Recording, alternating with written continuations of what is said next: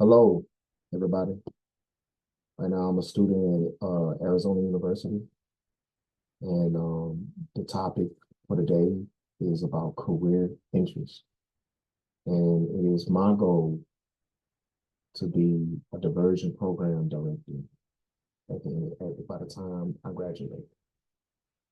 So, the title of this subject is called No Condemnation, Redeeming Diversion Tactics.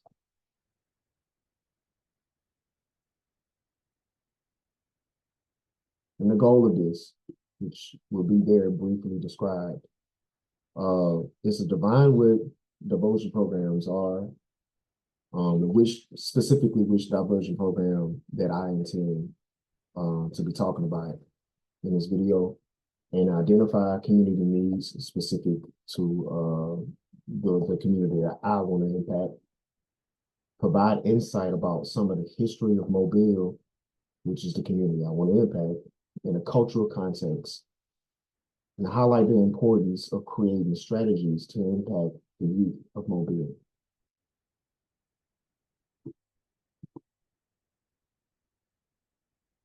So, a little bit of background. I have some experience with working with community leaders and working within the court system of Mobile, Alabama, and also I have experience working with law enforcement in Mobile, Alabama. So not and on top of that, I am from Mobile, Alabama. I was born and raised there, and I come from a humble place in Pritchard, Alabama, called Gulf Village. So a lot of these ideals that I submit are not only educated academically, but also educated with experience. I want to start off by saying that people suffer every day without proper resources and representation in Mobile, Alabama. Black people are not the only people affected by corrupt good old boy system in Mobile. However, they are the most vulnerable.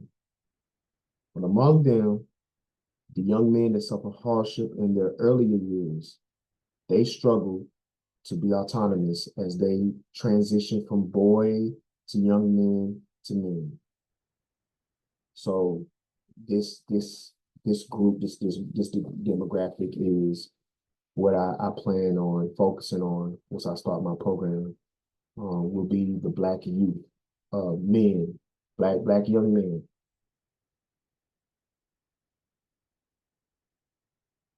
So the the age group that I plan to provide a service for are between the ages of 15 to 21.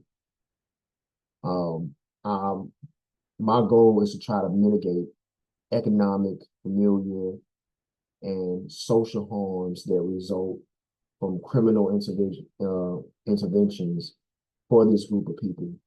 Uh, I chose the ages of 15 to 14 specifically because of the cultural context and for uh, that is where the that is where the habits or the dependency of on the system begins for a lot of these young men, and that's where they start to lose ground as far as establishing an autonomy or an identity for themselves.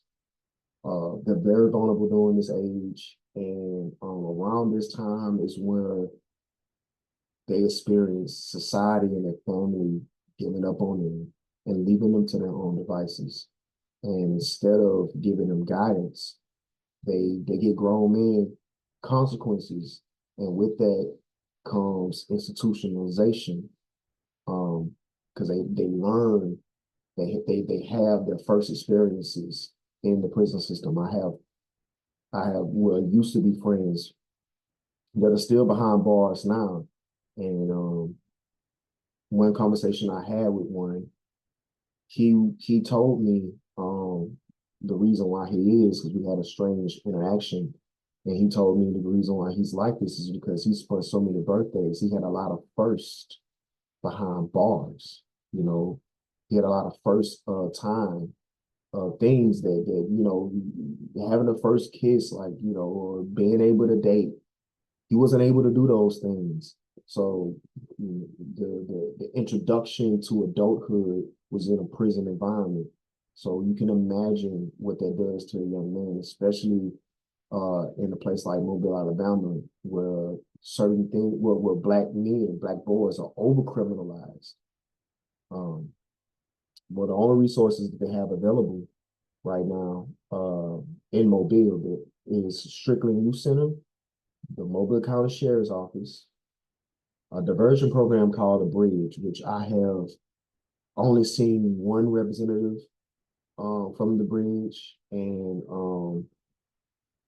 they a lot of them don't come from the same background. Some of them don't have the same ethnic roots as a lot of these young men that need help, and so the empathy isn't always there, but the program is available. Um, it's just I don't feel that a lot of the young men that need it, I don't think they get the help that they need. And Alabama Department of Youth Services, there is no facility in Mobile connected to DYS. Um, it is in other counties, but I put it on this list because there are some that do get a chance, get a scholarship to go up there to get their GED, to get their life on track. And a lot of the programs that a lot of the tactics they use will be some of the tactics that I will use in my program. So because there's very little resources within the legal system for juveniles, uh, there are a lot of charitable outreach ministries that come in to fill in the gap. And community supporters like DeMarcus Cousins, Moshe Donald, and Dr. Wilson. Dr. Wilson, she works intimately with the sickle cell community. And I put her on this list because I mentioned her. And these are just a few of the names that actually help in Mobile. But I put Dr. Wilson on this list, especially because she deals with sickle cell patients, and all the sickle cell patients that she deals with in Mobile, Alabama, are Black. And so, in dealing with health, you have to deal with all the layers associated with the disease in a place, in a racially tense place like Mobile, Alabama. Your Black experience is almost congruent with your disease. So she impacts the community very heavily. So let's see.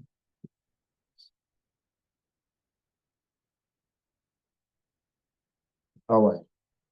So from my experience working with a program called Insight Treatment Program, I haven't seen too many programs in the courts.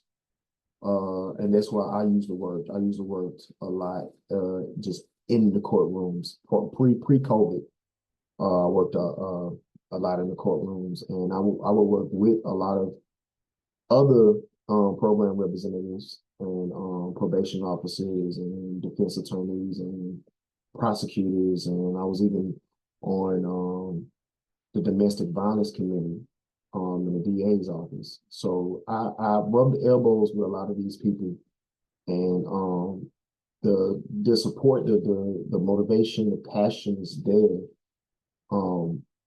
in general for the community.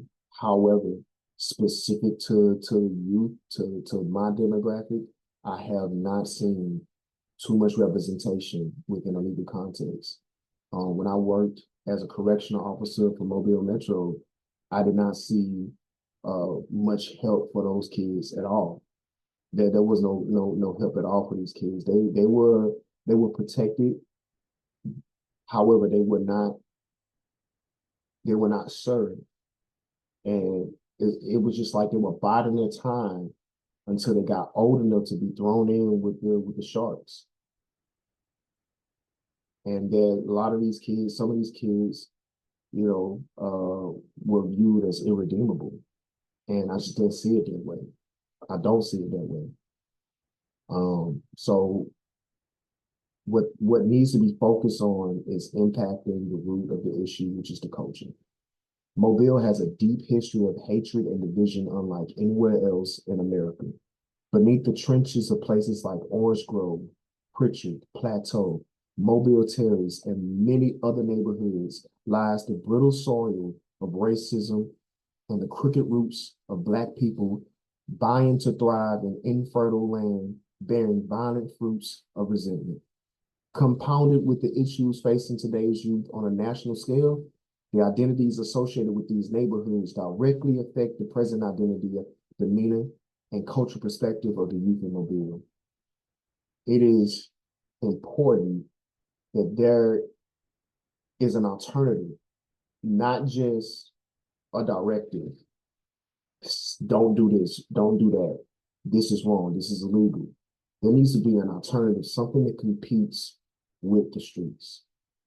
And it has to be a whole lot more than just a diversion program. And that is my intention after I get my degree. That is my intention to start my own program and start my own class, my own school, so that I can really be a benefit to these kids and help them be able to find a way, another purpose besides putting on for South Side or wherever they come from. But that's the end of my presentation. Thank you for your time.